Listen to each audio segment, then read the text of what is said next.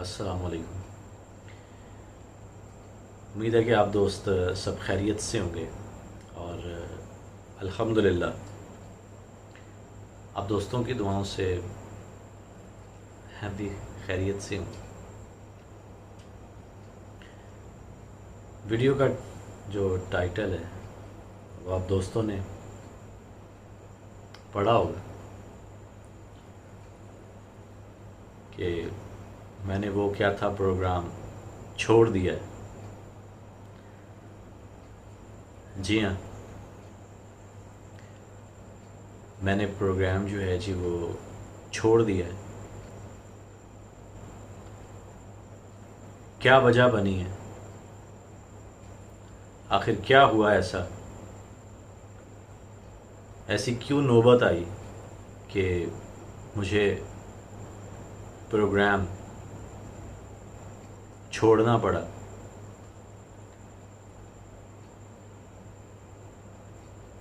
बहुत मेहनत करी मैंने अपनी टीम के साथ मिलके,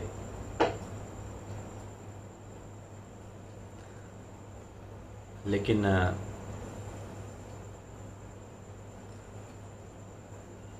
होता है ज़िंदगी में उतार चढ़ाव जो हैं जी वो होते हैं। बहरहाल वीडियो को मुकम्मल देखिएगा। आज आप दोस्तों को मैं डिटेल के साथ बताऊंगा, तफसीलन बताऊंगा कि आखिर क्या हुआ, आखिर शरीफ साहब ने प्रोग्राम क्यों छोड़ दिया। और इसकी वजह जो है वो बहुत से दोस्त पूछना चाह रहे होंगे, बहुत से सवालात थे, हत्ता कि मुझ पर इल्ज़ामात की बारिश भी हुई। बहुत से ऐसे कह लें कि चाहने वाले होते हैं जो आप पर इल्ज़ामात लगाते हैं। ये शहरी साहब तो टिकटॉक पर भी नज़र आते हैं, इंस्टा पर भी नज़र आते हैं, हत्ता कि गेम्स भी खेल रहे हैं, लेकिन प्रोग्राम में नहीं आ रहे। ऐसे कौन से सैर सपाटे कर रहे हैं। इस किस्म की बातें मैंने देखी हैं, पढ़ी हैं, मुझे कही भी गई। लेकिन बहुत से ऐसे दोस्त हैं जिन्होंने दुआएं की हैं। मैंने आप दोस्तों के कमेंट्स पढ़े, यकीन जानिए दिल को एक सुकून मिलता है, एक राहत मिलती है कि अभी भी ऐसे लॉयल आपके चाहने वाले जो आपसे मोहब्बत करते हैं वो मौजूद हैं। कि शरीफ साहब आपको किसी ने तन्हा नहीं छोड़ा, आपको अकेला नहीं छोड़ा। अभी भी लोग आपको याद करते हैं। आप नहीं आए, आपने शरीफ साहब ने बेशतर प्रोग्राम्स नहीं किए। काफ़ी प्रोग्राम्स से मैं नहीं आ रहा और शायद अब नज़र भी ना आऊँ। उसका रीज़न आपको बताऊंगा आगे चलकर, मुकम्मल वीडियो देखेंगे तो पता चल जाएगा आपको। लेकिन अभी भी कमेंट्स में आपका तज़किरा होता है, लोग आपसे पूछते हैं। ये चाहत है उनकी, ये मोहब्बत है उनकी। ये होते हैं वो चाहने वाले जो आपसे प्यार करते हैं, जो आपसे दिली लगाव रखते हैं कि अगर आपको कुछ हो जाता है तो वो घरों में दुआएं करना शुरू कर देते हैं। ये कुछ आवाज़ें शायद आप दोस्तों को सुनाई दे रही हूँ या ना दे रही हूँ, इन पर भी बात करेंगे। आप दोस्तों को आज अभी भी आ रही है, ये देखें। आप दोस्तों को आज मैं मुकम्मल बताऊंगा, क्योंकि अब आप दोस्तों के माइंड में बहुत सारे सवालात खड़े हो गए हैं कि सडनली क्या हुआ, क्या प्रोग्राम से निकाल दिया गया, या शहरी साहब ने खुद छोड़ दिया, या कोई लड़ाई झगड़ा हो गया। तो इस किस्म की बातें, अफवाहें फैलाई जा रही थी। पहले तो मैंने सोचा कि मैं इस वीडियो को ना बनाऊं, लेकिन मुझे ज़रूरत महसूस हुई कि नहीं यार, मेरे उन दोस्तों का क्या कसूर है जो मुझसे मोहब्बत करते हैं, जो हमारे प्रोग्राम से मोहब्बत करते हैं, जो हम तीनों से मोहब्बत करते हैं। मैं प्रोग्राम में नहीं आ रहा था। जो मेरे साथ मेरे दो प्यारे भाई हैं, असद भाई, चांद भाई, उन पर भी इल्ज़ामात लग रहे थे। आखिर क्या हुआ है? क्या हम दोनों, जो हम तीनों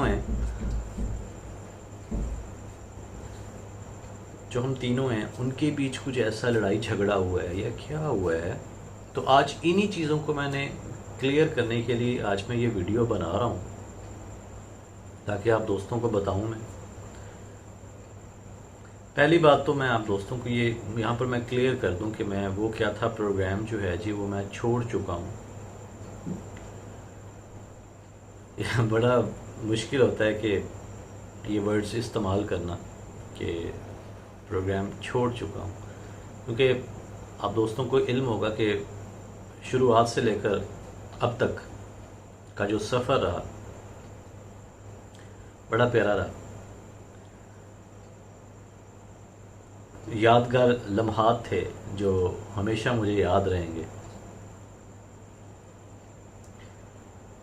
चांद भाई के साथ, असद भाई के साथ,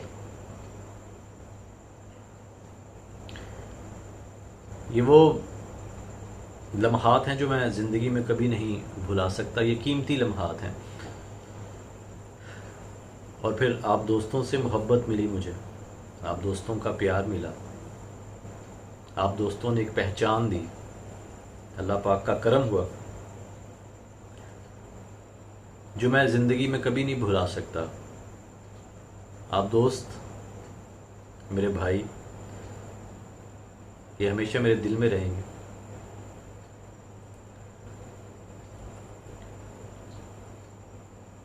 चलिए मैं आज आपको बताता हूँ कि आखिर रीज़न क्या बनी सडनली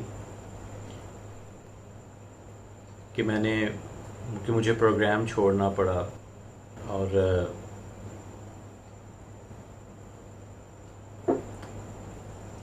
आवाज़ें आपको अभी भी आ रही होंगी मेरे रूम से।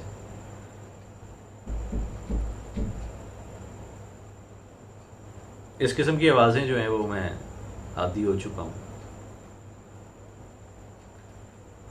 हुआ कुछ यूँ था जी कि जहाँ से मेरी तबीयत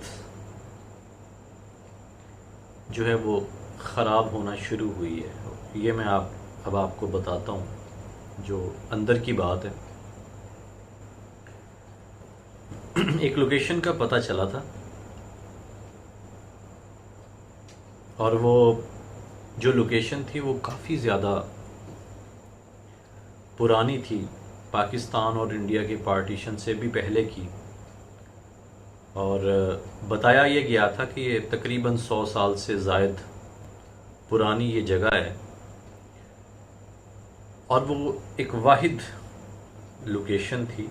यहाँ पर मैं फुटेज भी चलाऊँगा, आप दोस्त देखिएगा, आप दोस्तों को भी अंदाज़ा होगा कि वाकई ही ये जो लोकेशन है ये काफ़ी पुरानी है। और वहाँ कोई रहाइश नहीं थी, कोई रहता नहीं था, कोई आसपास कोई घर नहीं था। अगर घर थे तो बहुत दूरी पर, आसपास सिर्फ फसलें थीं, लोगों की ज़मीनें थी जहाँ पर उन्होंने फसलें वगैरह जो हैं वो बोई हुई थी, बीजी गई थी। और आसपास कोई घर नहीं था, ना ही कोई रिहाइश थी या कोई हम कहें कि घर था। हमने वीडियो में भी दिखाया, घुमाया कैमरा, आप दोस्तों ने भी देखा। तो उनका कहना ये था जी कि यहाँ पर एक मखलूक नज़र आती है, क्योंकि अक्सर ऐसे लोग होते हैं जो रात के वक्त फसलों को पानी लगाते हैं। तो उनका बताना ये था जी कि यहाँ पर एक मखलूक भी नज़र आती है और यहाँ पर चिल्ला कशी की जाती है, यानी कि काला जादू जो है वो आमिलीन को देखा गया है, आग जलते देखी गई है। इस किस्म की जो है वो बातें बताई गई थी। फिर हम वहाँ पर पहुँचे और जो नज़र पड़ी वो ज़मीन की तरफ जब पड़ी तो ज़मीन के अंदर एक बोरा जो है वो नज़र आया जो दफन किया गया था। उस बोरे को हमने निकाला। जब निकाला तो उसमें कुछ आवाज़ें आई, जैसे कांच होता है ना, टूटा हुआ कांच होता है, इस किस्म की आवाज़ें आई। उसे निकाला हमने बाहर, उसको खोला, आखिर देखा जाए कि आखिर इसके अंदर क्या है, क्योंकि जैसे कांच की आवाज़ें आ रही थी और मट्टी का एक गड़ा जो है वो खोदा गया था, काफ़ी डीप खोदा गया था, उसके बाद उस चीज़ को दफन किया गया है। वो जब हमने देखा तो उस बोरे के अंदर कांच के अंदर जो है वो तावीज़ात हमें नज़र आए कि कागज़ के ऊपर कुछ तावीज़ात लिखे गए हैं और फिर उसे कांच के अंदर एक बोरे में बंद करके दफन किया गया है उस जगह पर। सबसे बड़ा मेन पॉइंट जो हमने वहाँ पर जो हमें मिला। उसके बाद जो दूसरा मेन पॉइंट हमें मिला कि दीवार के अंदर एक सुराख था, उसके अंदर हड्डी का होना। चले हम ये समझ लेते हैं कि जो बोन होती हैं वो ज़मीन पर आपको अक्सर मिली होंगी और ऐसी पुरस्रार जगहों पर जहाँ पर इंसान नहीं आता वहाँ पर इस किस्म की जानवरों की हड्डियाँ आपको मिलना ये एक आम सी बात हो सकती है। लेकिन एक सुराख दीवार के अंदर और वो भी तकरीबन 5 फीट का, 5 फीट ऊंचा सुराख और वहाँ पर उस हड्डी का होना, और ऐसा लग रहा था कि वो सुराख खुद बनाया गया है उस हड्डी को उस जगह रखने के लिए, जैसे उस हड्डी की जगह ही वो हो। वो एक हैरानकुन साइन हमें दूसरा मिला। उसके बाद उस हड्डी का वहाँ पर जब मैंने उसको छूने की कोशिश की, ये रिकॉर्ड भी हुआ है, तो मुझे प्रॉपर किसी चीज़ ने धक्का दिया है पीछे, जैसे उस हड्डी में एक करंट हो, जैसे आपको झटका लगता है ना, जैसे कोई रखवाली कर रहा हो उस हड्डी की, या उस हड्डी पर कोई जादू टोना करके उसको उस जगह पर रखा गया हो। और ये बिल्कुल मुमकिन है कि उस हड्डी पर जादू किया गया, इसमें कोई शक वाली बात ही नहीं बनती, और वो भी किसी इंसान पर किया गया होगा। अगर मुझे इतनी तकलीफ हुई है जब मैंने उसको छुआ है, तो आप ये देखें कि उस इंसान को कितनी तकलीफ हुई होगी। और ये वही एरिया था जहाँ पर बताया गया था कि चिल्ला कशी करते हैं लोग, यहाँ पर देखा गया है, आग जलते देखी गई है। और उस हड्डी का एकदम से गायब होना उस सुराख से, और फिर उस हड्डी का दोबारा उस जगह पर आ जाना, ये बहुत बड़े साइन थे हमारे लिए। उसके बाद उसी कमरे में मैंने देखा है कि सामने एक रोशनदान बनाया गया था, एक जगह बनाई गई थी। मैं वहाँ पर देख रहा हूँ और मुझे कुछ महसूस हुआ जैसे कोई चीज़ वहाँ पर जो है ना जी वो मौजूद हो। मैं उस चीज़ को देखने के लिए आगे गया हूँ। किसी मखलूक ने, किसी गैर मरई मखलूक ने मेरा गला पकड़ा है और पीछे को धकेला है कि इसके करीब मत आओ। जैसे आपको सडनली ऐसे बाजू से पकड़ के कोई आपको पीछे को धकेलता है ना, बिल्कुल वैसे ही हुआ। और ये भी प्रॉपर रिकॉर्ड हुआ। चांद भाई की बेहतरीन कैमराग्राफी, रिकॉर्ड हो गया और मेरे गले पर निशानात भी आ गए। तकलीफ भी बहुत ज़्यादा हुई। तो ये 3-4 ऐसे आप कह लें कि साइन हमने रिकॉर्ड कर लिए कि जो आप कह लें कि उस लोकेशन को मज़ीद जो है ना वो खौफनाक बना देते हैं, और जिन्हें जब मैं महसूस करता हूँ तो मेरे जो हैं ये रोंगटे खड़े हो जाते हैं। उसके बाद असद भाई पर भी अटैक हुआ। उसके बाद मेरे बाजू भी खींचा गया, वो भी रिकॉर्ड हुआ। इस किस्म के वहाँ पर हमारे साथ जो हैं वो मसाइल हुए। और वो जो गठरी थी वो हवा में उड़ती हुई, कभी इधर कभी उधर, ये बहुत बड़ा साइन था। जैसे वो जो मखलूक है जो उस जगह मौजूद है और जो उस गठरी की हिफाजत के लिए वहाँ पर किसी ने जादू टोने के साथ मुसल्लत कर दी है, वो गुस्से में आ गई है, वो हम पर जानी हमले कर रही है। वो गठरी हवा में उड़ रही है, वो कभी हम पर जो है वो उछाली जा रही है, कभी दीवारों में लग रही है।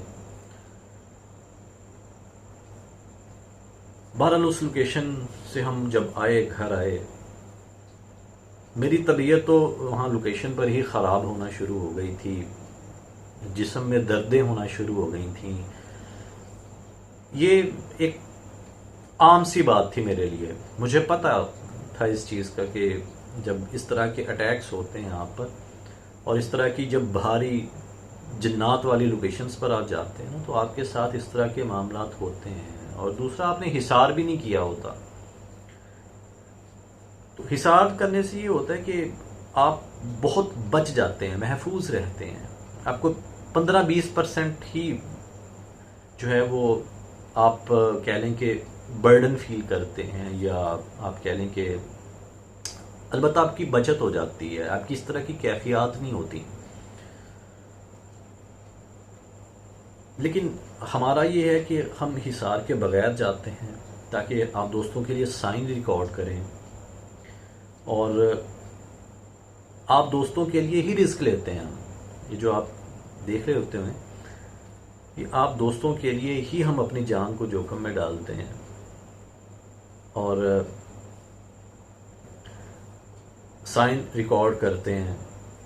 हाँ, ये भी आप दोस्तों को बता दूं कि जो चांद भाई होते हैं वो हमने उनका हिसार करवाया होता है। बहुत से दोस्त सवाल यहाँ पर ये करते हैं कि यार कैमरामैन को तो कुछ नहीं होता, तो भाई हिसार किया होता है उन्होंने ताकि कैमरे की आंख रिकॉर्ड कर ले। हम दो आगे होते हैं, अगर अटैक होने हैं तो हम पर हो जाएं, तो कैमरा मैन पर जो है जी वो हम हिसार किए होते हैं कि यार इस बंदे ने तो चीज़ें रिकॉर्ड करनी है, जिस मकसद के लिए हम आए हैं, जिस चीज़ को रिकॉर्ड करने के आए हैं, वही रिकॉर्ड नहीं होगी तो फिर फ़ायदा क्या हमारा वीडियो बनाने का, इन्वेस्टिगेशन करने का, आप दोस्तों को दिखाने का। फिर उस मखलूक को रिकॉर्ड भी किया जी हमने वहाँ पर। मेरे पास कैमरा था, मैंने उस मखलूक को रिकॉर्ड भी किया जो उस जगह पर मौजूद थी।